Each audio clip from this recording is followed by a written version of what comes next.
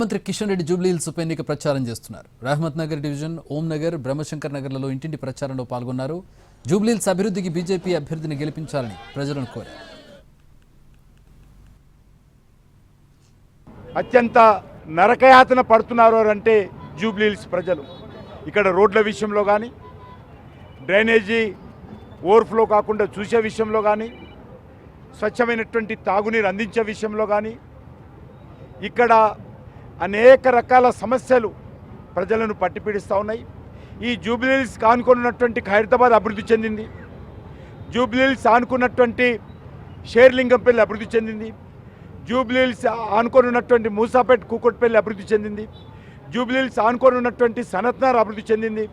కానీ జూబ్లీహిల్స్ మాత్రం పేరుకు జూబ్లీహిల్స్ మాత్రమే తప్ప ఇక్కడ ఉన్నటువంటిది అంతా కూడా మురికి హిల్స్, సమస్యల హిల్స్ అని సందర్భంగా మనం వేస్తున్నాను.